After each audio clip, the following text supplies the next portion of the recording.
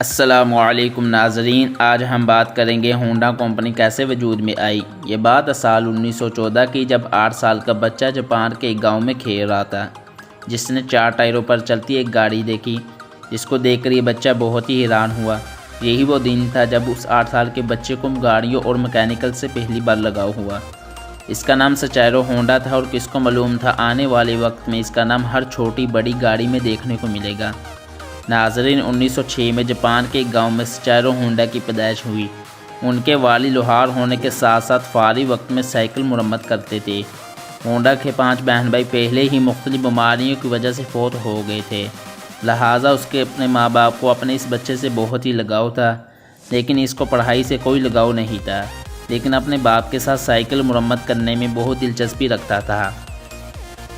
जब उसकी उम्र 16 साल की हुई, उसने अखबार में जॉब का ऐड देखा। होंडा ने जॉब के लिए कंपनी को एक ख़त लिखा। खुशकिस्मती थी कि वहाँ से अच्छा जवाब आया। यही वो वक्त था जब होंडा अपना घर और स्कूल छोड़कर पैसे कमाने के लिए टोक्यो रवाना हो गया। होंडा का ख्वाब तब टूटा जब उसके मालिक ने होंडा से सफाई सुथराई के काम लेना शुरू कर दिए थे, यहाँ तक कि बच्चे की देखभाल पर लगा दिया था। होंडा बेबस दिखाई दिया। एक तरफ तो अपना घर और माँ बाप को छोड़कर निकला था, दूसरी तरफ उससे फालतू के काम लिए जा रहे थे। उसको वापस अपने गांव जाने में शर्म आ रही थी, क्योंकि वो माँ बाप को फेस करने की हिम्मत नहीं रखता था। यही वजह थी अगले कुछ महीनों तक वही और काम करने पर मजबूर था। कुछ ही महीनों बाद उसके मालिक ने वर्कशॉप के काम लेना शुरू कर दिए थे। होंडा को शुरू में ही इस काम का बहुत लगाव था, इसीलिए काम आसानी से समझ जाता था। चंद ही महीनों में हर तरह की गाड़ी और उनके पार्ट्स के बारे में काफ़ी कुछ जान गया था। इस दौरान उसने 2 स्पोर्ट्स कार बनाई, जिन्होंने जापान के मोटर कार 1924 में चैंपियनशिप में पहली पोजीशन हासिल की। होंडा अभी तक अच्छा मैकेनिक था। इस रेस में ड्राइवर के साथ इंजीनियर के तौर पर बैठा था।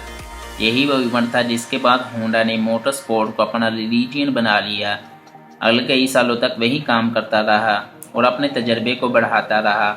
1926 में 29 साल की उम्र में उसके मालिक ने अपनी एक और ब्रांच खोली, जिसको चलाने के लिए मालिक ने होंडा को जिम्मेदारी देकर भेज दिया। होंडा ने नई ब्रांच को 1 वर्कर से शुरू किया था। सिर्फ 2 ही सालों में 30 वर्कर तक पहुंचा दिया था। उसने अपनी महारत का फ़ायदा उठाते हुए अपने मालिक के लिए एक स्पोर्ट्स कार बनाई। यह गाड़ी 120 किलोमीटर की रफ्तार से चलती थी, जिसने पुराने सारे रिकॉर्ड तोड़ दिए थे। ये रिकॉर्ड जापान के अगले 20 सालों तक जापान का टॉप का रिकॉर्ड रहा। होंडा के मालिक के दिल में होंडा के लिए बहुत ज़्यादा अहमियत हो गई थी। वो अपना खुद का एक वर्कशॉप खोलना चाहता था, लेकिन शायद किस्मत को ये मंजूर नहीं था। 1936 में रेस में होंडा का एक एक्सीडेंट हुआ, जिसमें इसको बहुत ज़्यादा चोटें आईं। कई महीनों के बाद जब वो तंदुरुस्त हुआ, उसने अपने मालिक से कहा कि वो अब ये मुरम्मत का काम नहीं कर सकता, बल्कि उसने मशवरा दिया क्योंकि वो अब गाड़ियों के पुर्जे बनाएं, उसके लिए वो अलग कंपनी शुरू करें। उसके मालिक ने ये मशवरा मानने से इनकार कर दिया। इस पर होंडा ने फैसला किया वो कार के पार्ट्स की कंपनी वो अकेले ही शुरू करेगा। 1936 में 30 साल की उम्र में उसने अपने दोस्त के साथ मिलकर एक कंपनी खोली। कंपनी तो वो खोल चुके थे, लेकिन इसको चलाने के लिए पैसे नहीं थे। वो दिन भर काम करते और नई कंपनी के लिए खुद इंजन पिस्टन बनाने की कोशिश करता था, लेकिन कई महीनों तक वो इसी में काम करता रहा। उसको कोई कामयाबी नहीं मिली, उल्टा वो ज़्यादा मेहनत करने की वजह से कमज़ोर होता जा रहा था। एक के बाद एक नाकामी उसका रास्ता रोककर बैठी थी। तब उसने मैथालॉजिक में महारत हासिल करने के लिए यूनिवर्सिटी में दाखिला लिया। 3 सालों की लगातार मेहनत करने के बाद आखिर वो एक पिस्टन तैयार करने में कामयाब हो गया। अब उसने सारा वक्त पिस्टन तैयार करने में लगाना शुरू कर दिया था, लेकिन उसको मालूम ही नहीं था कि उसके बनाए गए पिस्टन में कई कमज़ोरियाँ थीं।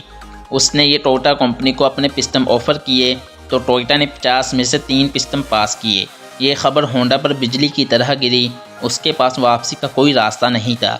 उसने मुख्तलिफ कंपनियों को समझने के लिए पूरे जापान के दौरे किए। इसके बाद होंडा ने एक बार फिर से पिस्टन तैयार किए। ये पिस्टन हर एक कंपनी ने पास कर दिए। एक बार फिर से होंडा को अपने ख्वाब पूरे होते हुए नज़र आए। होंडा की ये खुशी चंद महीनों की मेहमान थी, क्योंकि उसके बाद जापान को एक जंग का सामना करना पड़ा। जंग के दौरान होंडा की सारी कंपनी तबाह हो गई थी।